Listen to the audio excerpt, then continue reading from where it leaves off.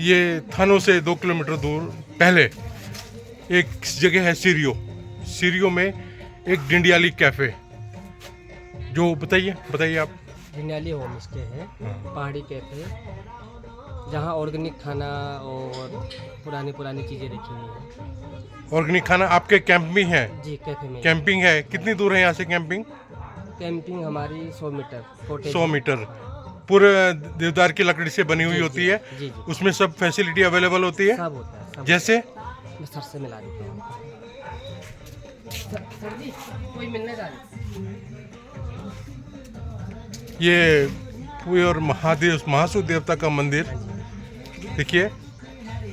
ये बहुत ही सुंदर जगह पे स्थित है, बिल्कुल पॉल्यूशन नहीं है, शांत जगह। आपको यहाँ पर पहाड़ी खाना, जैसे जो भी पहाड़ी खाने होते हैं, मंडवे की रोटी, कचालू की खीर वगैरह सब जगह अवेलेबल। ये केदारनाथ जी हैं यहाँ पर, देखिए केदारनाथ जी के पर दर्शन कराए।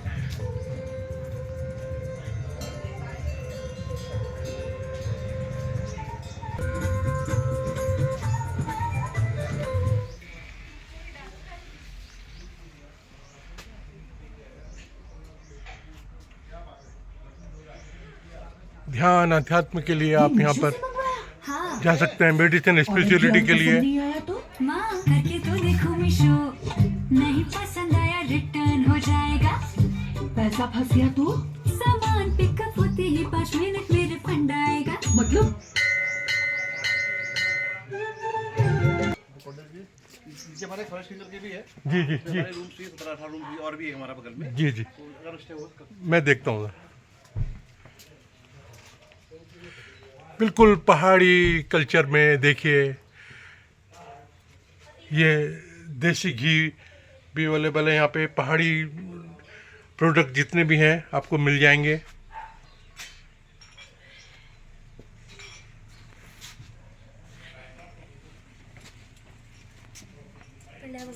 नमस्कार। टेबल में कपड़ा मार देना सर। ये पूर्ण प्राकृतिक संरचना, वैसी लालटेन, जो आज के लोग तो शायद लालटेन जानते ही नहीं होंगे बच्चे। ये देखिए,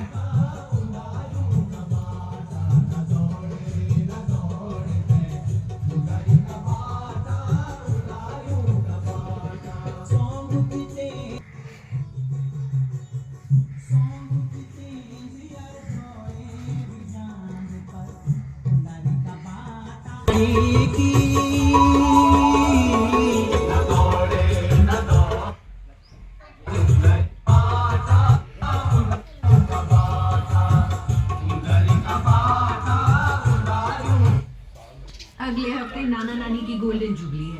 फेस पैक लगा के बैठी है, शॉपिंग बाकी है। मार्केट घूम के लेना है लहंगा, लाइनर, हील, पर मैडम देख रहे पे नहीं आया तो ये आपकी रिस्काई देखिए। मार्केट का कलेक्शन। पीतल के बर्तन हैं, पीतल के बर्तनों में यहाँ पे सब बनाया जाता है। सुंदर, साफ, स्वच्छ रसोई का नज़ारा ले सकते हैं आप लोग। यहाँ आपको सिलबट्टे से पिसी हुई चटनी मिलेगी। और आप यहाँ पे हेड शेफ हैं? हम सब चीज़ें बताइए, कुछ बताइए यहाँ के बारे में बताइए। पुरानी है क्या पर यहाँ पर खाने के लिए क्या क्या अवेलेबल हो जाता है? बता दे भाई क्या मिलता है। मैं तो क्या बताना कि मेहमान है। अभी आप स्वयं भोजन कर रहे हैं कि नहीं? आप भोजन करिए पहले फिर देखते हैं। मैं आपको रसोई के दर्शन करा रहा हूँ कि किस तरीके से साफ सफाई बिल्कुल शुद्ध तरीके से बनाया जाता है। देखिए शुद्धता का कितना ध्यान रखा जाता है खाने के लिए। यहाँ पर जूते चप्पल बाहर उतार कर जाएं। धन्यवाद। ये पहाड़ की कल्चर है, बिल्कुल शुद्धता का ध्यान रखा जाता है कि किसी भी प्रकार की अव्यवस्था न हो। देखिए ये इनका डाइनिंग हॉल देखिए। पुराना टीवी देखिए, ये पुराने टीवी देखिए किस तरीके के पुराने टीवी हुआ करते थे। पूरे प्राचीन धरोहरों को इन्होंने संभाल कर रखा हुआ है। ये देखिए डाइनिंग हॉल को आप देख सकते हैं पूरे। ये देखिए, पहले गांव की शादियों में इन्हें गैस कहा जाता था। ये मिट्टी तेल से जलाए जाते थे। इनमें ये मेंथल बताते थे, इनको मेंथल लगाया जाता था, इससे इनकी रोशनी होती थी। और जब पहाड़ में गांव में बारात जाती थी तो एक आदमी आगे आके इनको लेकर सिर पर लेकर चलता था। ये देखिए, ये देखिए पुराने टाइम के फ़ोन। देखिए आपने, देखिए ये देखिए पुराना अपट्रॉन का टीवी। पहले ऐसे टीवी आया करते थे, ब्लैक एंड वाइट।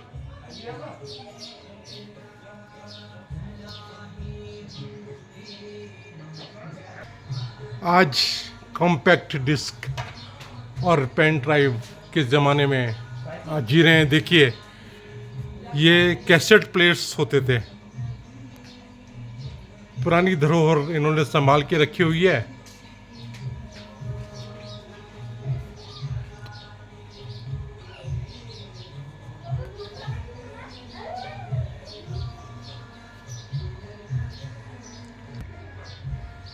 ये पुराने कैसेट प्लेयर्स।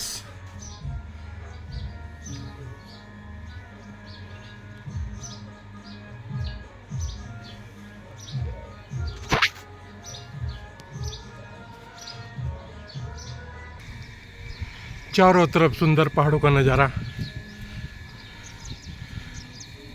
देखिए, वर्षा के टाइम यहाँ पर पत्तियों की आवाज़ों से सारा माहौल गूंजता है, असीम शांति का अनुभव होता है। इसे देखने के लिए शहरों के लोग तरस जाते हैं। ये इनके मेडिटेशन साधना कक्ष का एक नज़ारा देखें, कितनी शांति है, कितनी सुंदरता का आभास हो रहा है। दीवारें गोबर से लिपी हुई हैं।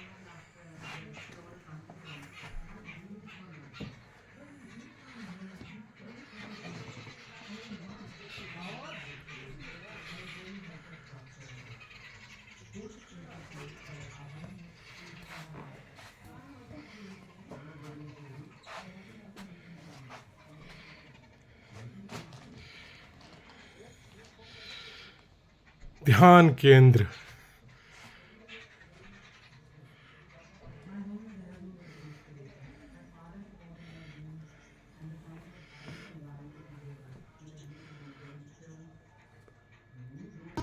बताएं सर, कुछ अपने बारे में बताएं। नमस्कार, मेरा नाम अरविंद नथानी है और मेरा प्रयास है कि जो हमारी संस्कृति। उसका वॉल्यूम करो। दिव्या, दिव्या। जी सर। नमस्कार, मेरा नाम अरविंद नथानी है और मैं पौड़ी को बिलोंग करता हूँ। और ये एक मेरा प्रयास है, जो हमारी पहाड़ की संस्कृति है उसको मैं कुछ प्रारूप ला के शहर के पास ला पाऊँ, ताकि जो ये जनरेशन देख पाए इसको। क्योंकि पहाड़ से लोग माइग्रेट हो गए, कोई जॉब की वजह से, कोई पढ़ाई की वजह से, और वापस वो जा नहीं पाया, तो उसकी रूट से जो है हट गया है। तो मैंने ये प्रयास किया कि पहाड़ को मैं थोड़ा शहर के पास ले आता हूँ, ताकि वो अपनी संस्कृति से, अपने कल्चर से, उस जो पूर्वजों की जो धरोहर से वो रूबरू हो सके। तो मेरा प्रयास है। तो ये छोटी जगह है, सीरियों थानो विलेज है ये, एयरपोर्ट के पास। तो यहाँ एक पहाड़ के कुछ घरों को खरीदा गया, उनको तोड़ के आके फिर असेंबल किया गया है। तो ये पहाड़ी खाना, पहाड़ी प्रवेश, पहाड़ी बर्तन, पहाड़ी घर, ये मिट्टी घर बने हुए हैं और ये पहाड़ से लाके बनाए गए हैं, उसको असेंबल किया गया। तो जैसे कि आपने ये जगह इस्टेब्लिश की है, तो कैसे विचार आया आपको कि पहाड़ के जो प्रकृति है, पहाड़ की जो रहन सहन है, उसको देहरादून में लाके बसाया जाए? ये बड़ा अच्छा प्रश्न पूछा आपने कि जब मैं अपने गांव गया पहाड़ पौड़ी, तो मेरा प्रयास था कि वहाँ के घर को मैं रिवैम्प करता हूँ। ज़्यादा देर बैठा तो वो अच्छा होता है, लेकिन क्या है कि डिस्टेंस इतने दूर है, 10 घंटे रास्ता है, वहाँ रोडें नहीं हैं, और वहाँ आज की डेट में लोग भी नहीं माइग्रेट कर गए हैं, लोग भी नहीं है वहाँ। अब ये देखें, पहाड़ की विडम्बना ये है, दूध भी जो है पैकेट के कोटद्वार जा रहा है, क्योंकि लोग है ही नहीं वहाँ। तो वहाँ हम उसको कर नहीं सकते हैं। इसलिए मैंने सोचा कि चलो ऐसा करता हूँ कि उस पहाड़ को थोड़ा शहर के पास ले आता हूँ, ताकि लोगों की ये अवधारणा हो कि हमें आना है तो वो आ पाए कुछ देर के लिए, उस समय के आके यहाँ पे कुछ रह भी पाएँ, उसको कल्चर को फील कर पाएँ और अपनी जड़ों से जुड़ पाएँ। जैसे कि मैंने देखा है अभी आपकी रसोई भी बिल्कुल पहाड़ के तरीके से, क्या आप जो आप खाना बनाते हैं, भोजन लोगों को प्रोवाइड कराते हैं, वो कितना शुद्ध और सात्विक होता है? जो ये जगह है आपकी, ये बिल्कुल pure, no cold drink, no Bisleri zone है ये। यहाँ पानी स्रोत का आ रहा है, जंगल से पानी स्रोत को ला के पिलाया जा रहा है, उसको टेस्टिंग करा रखी है। खाना चूल्हे में बनता है, जो भी पहाड़ी खाना हमारा है ट्रेडिशनल से पकाया जाता है, वो खिलाया जाता है। यहाँ पे कोई कोल्ड ड्रिंक नहीं मिलेगी, बिस्लरी नहीं मिलेगी। और जो नेचुरल हमारे पहाड़ के खाने हैं, पहाड़ से वही बनते हैं चूल्हे में। इसका एग्जाम्पल देता हूँ आपको, जो खाना घर में हम बनाते हैं कुकर में, तो प्रेशर से खाना फट जाता है, प्रीमेच्योर खाना खाते हैं हम ना, वो दाल नहीं, वो बनता नहीं है, वो पकाया जाता फट है, जाता है, फट जाता है। उसका जो रात में पकता है, भड्डू होते हैं हमारे बर्तन में, भड्डू बोलते हैं उसको, उसमें रात पकता रहता है ये, तो रस जाता है, दाना साबुत मिलेगा, सुबह एक रस जाएगा उसके अंदर हल्के हल्के।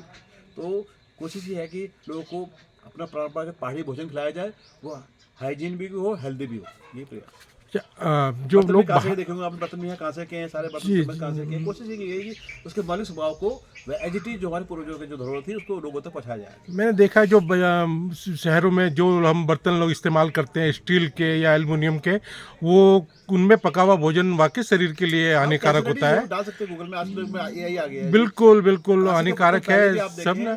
आप जब भी गांव में गए होंगे, चाहे वो गरीब हो अमीर हो, कांसे के बर्तन में खाना खाते थे। कांसे के बर्तन या मिट्टी के बर्तन में बनाया जाता है। कांसे के बर्तन में क्या होता था, बोलते थे भाई देखो बिजली कड़क इसको अंदर ले आओ, फट जाएगा, ध्यान होगा आपको। तो अल्टीमेटली लौट के वहीं आना है। हाँ, लौट के वहीं आना है, लौट के वहीं आना है आपको। डॉक्टर बोल रहा है आप फाइबर खाओ, क्या खाओ, मोटा अनाज खाओ, मोटा। बाजार से कबूतर नहीं खाता तो 100 रुपये किलो हो गए, 100 रुपये किलो हो गए। और उत्तराखंड सरकार तो मोटे अनाजों को प्रमोट कर रही है, लेकिन हो भी तो कर तो रही, लेकिन हो कैसे, लोग तो है ही नहीं पहाड़ में, महंगा हो गया ना। गेहूँ 40 रुपये किलो है, रागी आटा 100 रुपये किलो है, लाल चावल 200 रुपये किलो है, 500 रुपये धक्का खा रही है।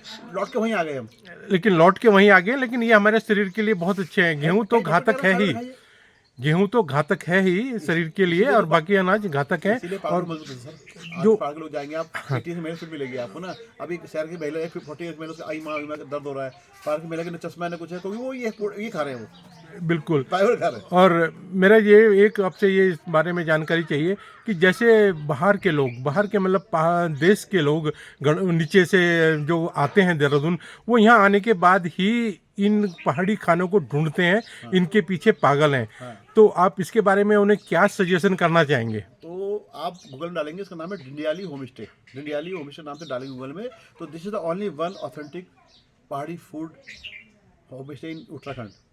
जहाँ पे आप देख रहे होंगे पूरे ये जो खंभे दिखाए, सब यहाँ जो भी यहाँ लगा हुआ है सब ओरिजिनल है, ये पहाड़ से लाके लगाया गया है, कोई असेंबल नहीं है। ये सारा सामान ओरिजिनल लाके रखा गया है, एक एक पत्थर ही पहाड़ से आया है। और खाना भी हम लोग कटाली का साग, जो भी पहाड़ी के साग होते हैं हमारे, कटहल का साग, बहुत सारी चीज़ें हैं जो बहुत सारी चीज़ें होती हैं पहाड़ की, जो खाणू बनता है, जी झूमर की खीर बनती है, तो भांग के बीज की चटनी बनती है। तो यहाँ हम सिर्फ पहाड़ी खाने के अलावा कुछ देते नहीं है।